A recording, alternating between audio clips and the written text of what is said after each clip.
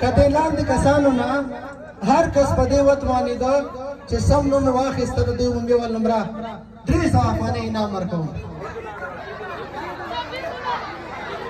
وحید الله ذبیح الله عبدالله کوم یو دی؟ عبدالله ته ورشه. وحید الله هم ته ورشه. وحید الله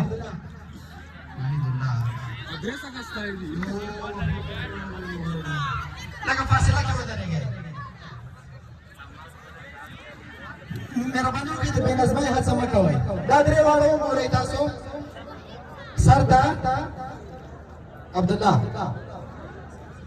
منځ کې ذبیح الله او سر وحید الله. دا سر ته عبدالله د عبدالله د بچاره د آډینس او دغه ټول د سکول ممبرز یعنې ټول را ورکولی شي. سر ته عبدالله د چا رایه د لاسونه پورته کړه؟ عبدالله مدیر صاحب، کروان صاحب، قربان صاحب د چا رایه ده؟ دومره رایه دا خو ډېر کم دي. دوهم ښه ذبیح الله ته د چا رایه ده؟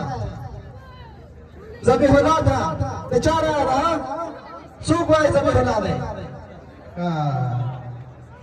چپانه کې مه ګورئ دا کیسه بل څه شته تاسو کې؟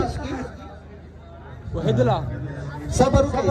صبر اعلانوي نه ژوند صاحب اعلانوي که نه دې کې د غټې غټې کیسې موجودې دي. دا ونیسه ښه وحید الله ته د چا رایه ده؟ ټول وایي وحید الله. دا کیسه ډېره زوروره معلومه نه ده. اوس معلومه نه ده. مخکې دی نه چې عمومي او نمره اعلان کړم، یوه یادونه کوم. البته بخښنه زه ورته غواړم، موږ سره اکثر والدینو خپلو اولادونو ته قسم قسم تخایف نقدي پیسې ورولېږلې. نو مزدګاره پر نه ستړي کېږو، خو تاسو ستړیا مو په نظر کې ده. ډېر بخشش کوي، باور وکړئ. یو کس وسرسي چې کمپیوټر سره ده، یو کس حتی دې پورې هم شته چې موټر فجي ده، د خپل بچي ته ډالۍ کوم. خدای دې تاسو خپلو اولادونو ته لري، اولادونه دې خدای پاک تاسو ته لري.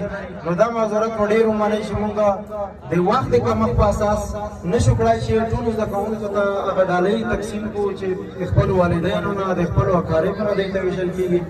نو ومې بښئ، ډېر مې وبښئ. تاریخ ته خپل ځای کې ودرېږه، د تمثیل وکړو. تاریخ ته یو نفر کیدی شي، که چېرته هغه عمومي اول نمره شو، هغه 300 افغانۍ انعام ستا دی. اثر شو دلې دلور شو Correcto, entonces sí, no, yo lo sé.